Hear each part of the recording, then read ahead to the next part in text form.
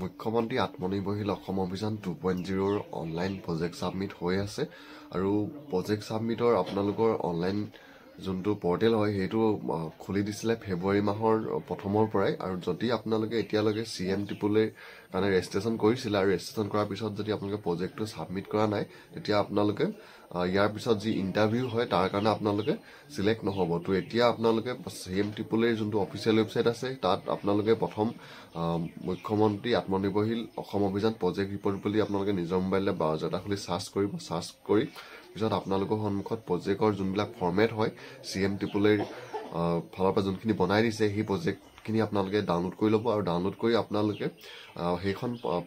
পুৰাই ল'ব আৰু পুৰাই পানি আপোনালোকে মুখ্যমন্ত্ৰী আত্মনিৰ্ভৰশীল অসম অভিযান 2.0 যোনটো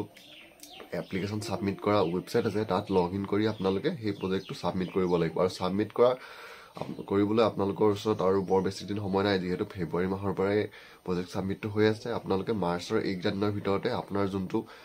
প্ৰজেক্ট ৰিপৰ্ট হয় সেই প্ৰজেক্ট ৰিপৰ্ট তাৰ পৰা আপোনাৰ যোনটো সাৰ্টিফিকেট পান কাৰ্ড আধাৰ কাৰ্ড বেংক পাছবুক সেই সকলোখিনি ডিটেইলছ দি আপোনাৰ CM টিপুলৰ যোনটো 2.0 অনলাইন এপ্লাই হয় সেইখন আপোনালোকে সাবমিট কৰিব আৰু যদি